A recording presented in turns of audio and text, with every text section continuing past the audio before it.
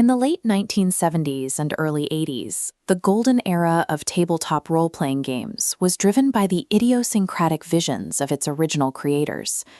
Adventure modules in this era prioritized geography, providing massive, open-ended sandboxes that usually consisted of an enormous underground map filled with traps and monsters. Any plot that happened was entirely emergent. The narrative was just the chaotic sequence of events occurring at the table while exploring. Instead of following a scripted play, players focused on navigating a highly lethal environment with a single objective: survival. By 1982, the publisher behind Dungeons & Dragons, TSR, was growing rapidly. The player base was expanding, and a new wave of fans started asking for adventures that offered dramatic coherence and a clear, logical setting.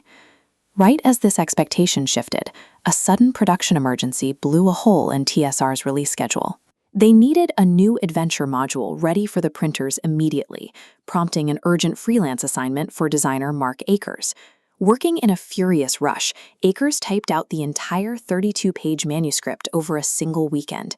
The result was Module I-2, Tomb of the Lizard King.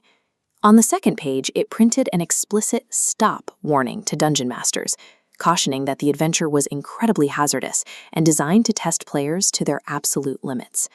Akers designed the module as a punishing tournament test for competitive play, but in his rush to meet the deadline, he built a structural framework that forced tabletop storytelling to evolve.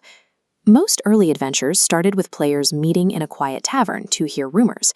Tomb of the Lizard King forces the players directly into a high-stakes combat encounter during a diplomatic negotiation inside a royal court.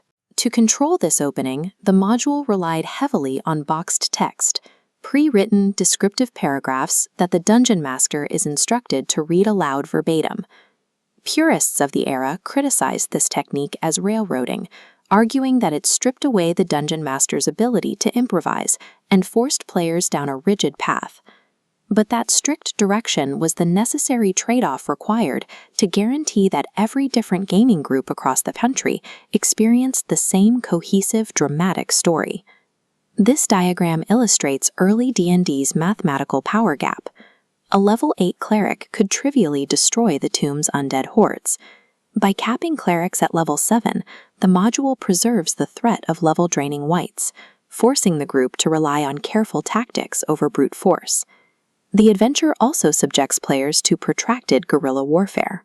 A massive black dragon named Olakis repeatedly ambushes the party at narrow bridges and villages, only to retreat before it can be killed.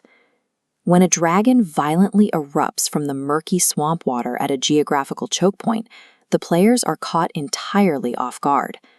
The combination of hard-coded level caps and hit-and-run ambushes shifted the game from casual room clearing into a grueling campaign of resource attrition. The ultimate narrative mechanic in the module is the final boss himself, Sakatha, an ancient, highly intelligent mastermind driven by an oversized ego. This diagram illustrates Sakatha's design. Before systematic rules existed, Akers manually combined a Lizard King with a vampire's level-draining powers and a high-level mage's spellcasting. Sakatha doesn't wait in his tomb. A crystal ball shows him watching the players, dynamically deploying minions. By actively stalking the party from afar, Sakatha proved that a boss monster didn't have to sit statically in a final room. The villain could be a persistent psychological weight saturating the entire journey.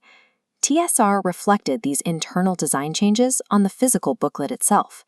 Tomb of the Lizard King debuted a modernized visual style with a distinct gold band across the cover.